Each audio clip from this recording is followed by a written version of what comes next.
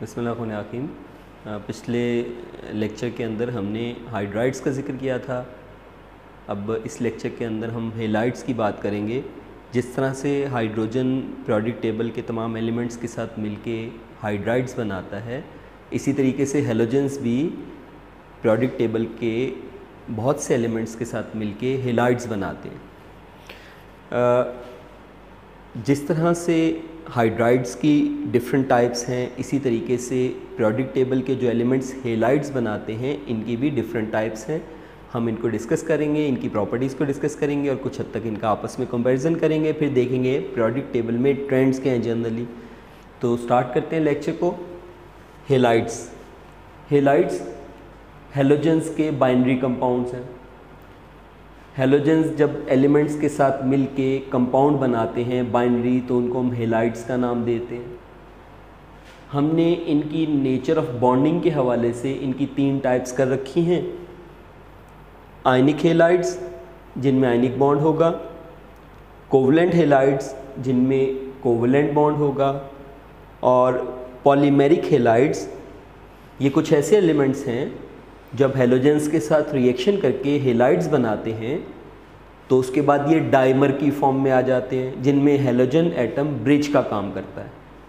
इसी वजह से ये पॉलीमेरिक चेन्स बनाना शुरू कर देते हैं। इसी वजह से हम इनको पॉलीमेरिक हेलाइड्स का नाम देते हैं। पीरियोडिक टेबल में एलिमेंट्स की 3 कैटेगरीज हैं। एक ऐसे एलिमेंट्स जो इलेक्ट्रॉन लूजर्स हैं, उनको हम कहते हैं इलेक्ट्रोपॉजिटिव या मोर इलेक्ट्रोपॉजिटिव एलिमेंट्स। जैसे ग्रुप नंबर 1 के मेंबर हैं अल्कली मेटल्स, या ग्रुप 2 के कुछ मेंबर्स हैं। तो जो ग्रुप नंबर 1 के या ग्रुप 2 के कुछ मेंबर्स हैं, ये मोर इलेक्ट्रोपॉजिटिव एलिमेंट्स हैं। इलेक्ट्रोपॉजिटिव एलिमेंट्स चूँकि इलेक्ट्रॉन आसानी से लूज़ करते हैं, इसलिए अगर ऐसे एलिमेंट्स हेलोजेंस के साथ मिलेंगे तो आयनिक हेलाइड्स बनाएंगे। मैंने यहाँ पे कुछ एग्जांपल लिखी हैं। फर्स्ट ग्रुप के एलिमेंट सोडियम ने हेलोजन से रिएक्शन कर रखा है, इस तरह पोटेशियम ने हेलोजन से रिएक्शन करके हेलाइड बना रखा। दूसरी तरह की कैटेगरी के एलिमेंट्स वो होते हैं जो मोर इलेक्ट्रोनेगेटिव होते हैं। ये इलेक्ट्रॉन लूज नहीं करते। इस वजह से जब ये हेलोजेंस के साथ रिएक्शन करते हैं तो फिर ये कोवलेंट बॉन्ड बना लेते हैं बीच में, भले वो पोलर बन जाए।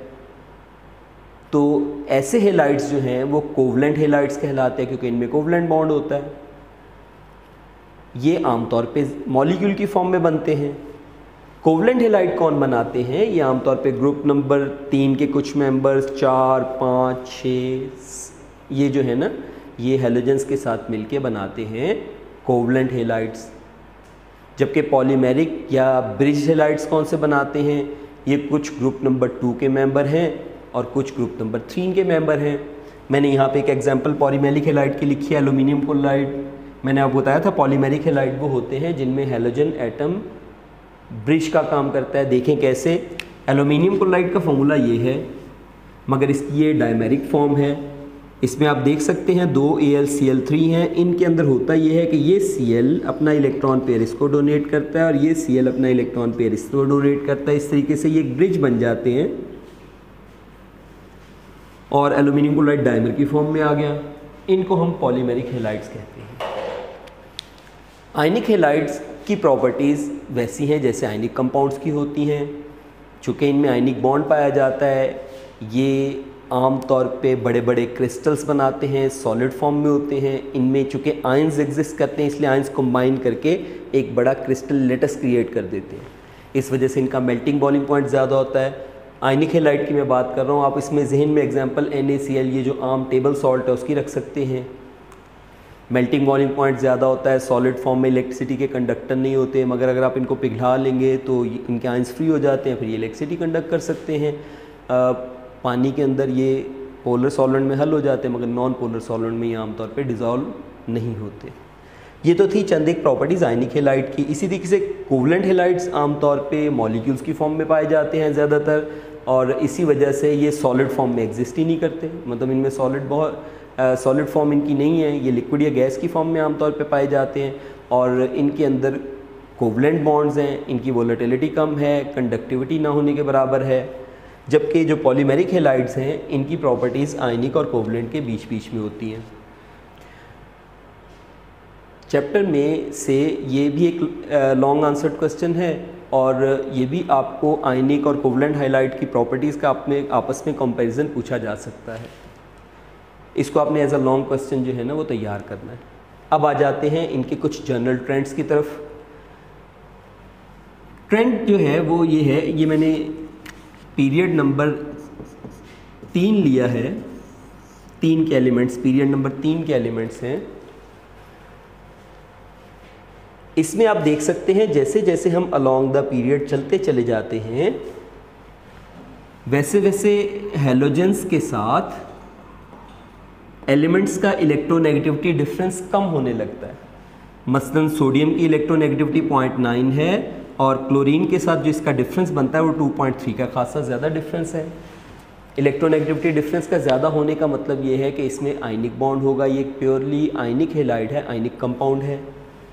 मगर जैसे ही हम फर्दर आगे जाते हैं मैग्नीशियम की इलेक्ट्रोनेगेटिविटी इंक्रीज़ कर जाती है और हैलोजन के साथ उसका डिफरेंस कम हो जाता है। मैंने ये Cl लिया है, Cl की इलेक्ट्रोनेगेटिविटी 3.2 है और मैग्नीशियम की 1.3, डिफरेंस जो है 1.9 है जो कि NaCl से कम हो गया। अगर हम फर्दर आगे जाते हैं एल्यूमिनियम की इलेक्ट्रोनेगेटिविटी और बढ़ जाती है और इसका डिफरेंस हैलोजन के साथ मज़ीद कम हो जाता है।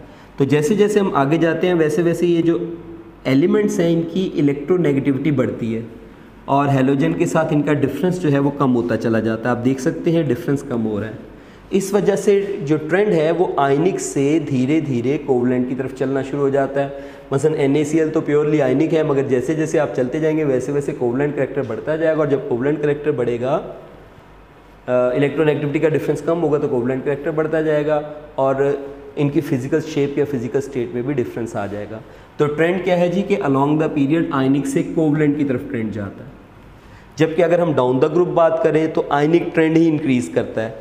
मैंने यहाँ पे फर्स्ट ग्रुप एलिमेंट्स के हैलाइड्स लिए हैं। नीचे की तरफ आते हुए हम देख सकते हैं कि इलेक्ट्रोनेगेटिविटी का डिफरेंस बढ़ रहा है। Cl की इलेक्ट्रोनेगेटिविटी तो 3.2 है मगर जो साथ में अल्कली मेटल्स हैं इनकी इलेक्ट्रोनेगेटिविटी धीरे धीरे कम हो रही है। इस वजह से जो डिफरेंस है इनके दरमियान वो बढ़ता चला जा रहा है और डिफरेंस बढ़ने की वजह से आयनिक करैक्टर बढ़ता चला जा रहा है। तो अलोंग द पीरियड जो है वो कोवलेंट करैक्टर इंक्रीज़ करता है जबकि डाउन द ग्रुप जो है वो आयनिक करैक्टर इंक्रीज़ करता है। ये है जी जनरल ट्रेंड जो पीरियोडिक टेबल में हम देखते हैं हैलाइड्स के हवाले से।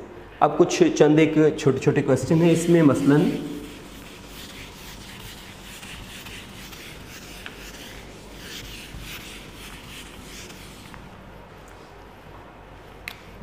फ्लोराइड्स, जो फ्लोराइड्स होते हैं ये आमतौर पे आयनिक नेचर के होते हैं जबकि आयोडाइड्स आमतौर पे कोवलेंट नेचर के होते हैं।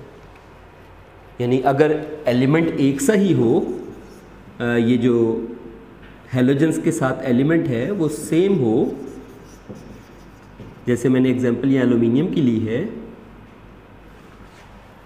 एल्यूमिनियम मुख्तलिफ हैलोजेंस के साथ रिएक्शन कर रहा है तो जो फ्लोराइड्स हैं उनकी आयनिक नेचर ज़्यादा होगी, आयोडाइड्स की कम। उसकी वजह यह है कि फ्लोरीन सबसे इलेक्ट्रोनेगेटिव एलिमेंट है, इसका उस पर्टिकुलर एलिमेंट के साथ इलेक्ट्रोनेगेटिविटी का डिफरेंस ज़्यादा है, इस वजह से इसमें आयनिक करैक्टर ज़्यादा आ जाएगा। जबकि आयोडीन की इलेक्ट्रोनेगेटिविटी कम है, उसका पर्टिकुलर एलिमेंट के साथ इलेक्ट्रोनेगेटिविटी डिफरेंस कम हो जाएगा तो ये प्रीडोमिनेंटली कोवलेंट होगा। इसी वजह से ये स्ट्रॉन्ग किस्म के आयनिक लेटस बनाएगा और इनका मेल्टिंग और बॉइलिंग पॉइंट जो है बहुत ज़्यादा होता है एज़ कम्पेयर टू आयोडाइड्स। तो फ्लोराइड्स जितने भी हैं उनका मेल्टिंग बॉइलिंग पॉइंट ज़्यादा होने की वजह यह है कि उसमें फ्लोरीन की इलेक्ट्रोनेगेटिविटी बहुत ज़्यादा है, वो दूसरे एलिमेंट के साथ बहुत ज़्यादा डिफरेंस क्रिएट करता है। इस वजह से वो आयनिक करैक्टर एस्टेब्लिश कर लेता है और स्ट्रॉन्ग लेटस बिल्ड कर लेता है। इस वजह से उसका मेल्टिंग बॉइलिंग पॉइंट आयोडाइड्स की निस्बत ज़्यादा होता है। इसी तरह से अगर कोई एलिमेंट अपनी लोअर ऑक्सीडेशन स्टेट में मौजूद है,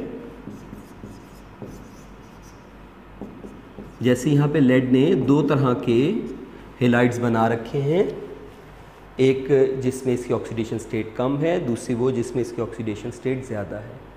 तो ज़्यादा ऑक्सीडेशन स्टेट वाला जो है उसकी नेचर कुछ कोवलेंट हो जाती है और जो कम ऑक्सीडेशन स्टेट वाला है उसकी नेचर कुछ आयनिक होती है। यानी हम कह सकते हैं लेड क्लोराइड जो है जिसमें इसकी ऑक्सीजन स्टेट 2 है वो ज़्यादा आयनिक नेचर रखता है जबकि जो लेड टेट्राक्लोराइड है जिसमें इसकी ऑक्सीजन स्टेट +4 है, ये ज़्यादा कोवलेंट नेचर रखता है।